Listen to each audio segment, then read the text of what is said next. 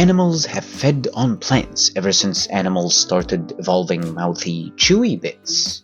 Then at some point, roughly between 8 and 72 million years ago, plants started biting back. Not just once, true carnivory evolved independently in plants about a dozen times. That's right, on 12 different occasions, the flora decided, you know what, let's bite them back. And they are about 800 species strong, so them's lots of biteys. During one of my adventures, I happened upon a greenhouse. The amazing caretaker of said greenhouse gifted me some of these flora, and naturally, I wanted to make a carnivorous terrarium. Welcome to the microverse. Now these fantabulously curious flora have evolved this ability as an adaptation to poor soil conditions in the swamps and bogs that they call home. And since the flora has done this 12 different times, they like to mix things up a bit, so it doesn't get too boring. Some of them got sticky, some constructed trapdoors, and some got bitey, like really bitey. They developed a type of muscle that allows them to move, which also developed non-bitey flora, such as shygrass. The selection we have for this terrarium are all the sticky type flora. Pingus, or pinguicula, commonly known as butterworts, are very interesting in shape. They have semi-flat leaves that curl upwards and produce a 5-petaled purple flower that is very small and very cute. There are 126 species of pingus. Utricularia, or bladderwort, have curious shaped leaves that spread somewhat like a vine, but also somewhat like a moss.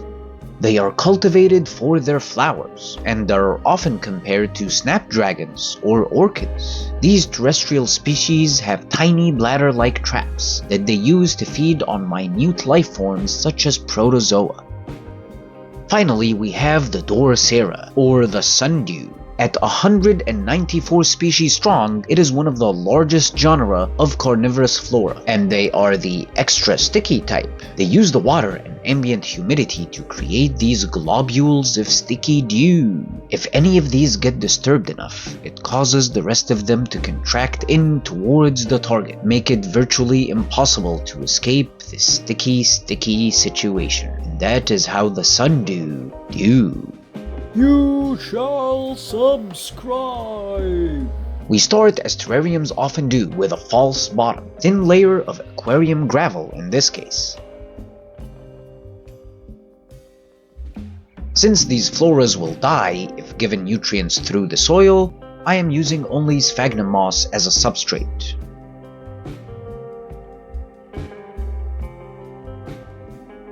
My choice of hardscape are these pieces of driftwood that have been sitting in one of my prop boxes and have some Peruvian liverwort on them.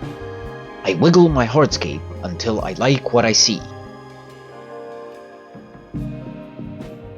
I then start planting with the sundews. And we have a variety of sizes, from the teeny tiny to the even teenier tinier. This is the microverse after all.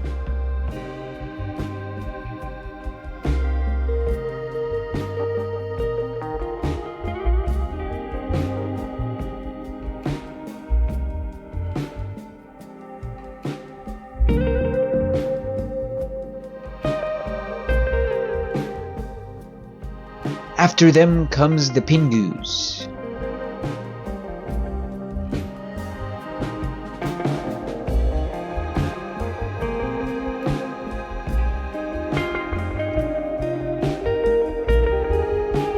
And finally, the butterwort, Utricularia.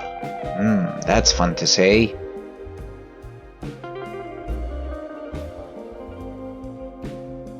I add some more Peruvian liverwort to the sphagnum moss before I spray it down and let it settle. And this is what it looks like about 9 months later.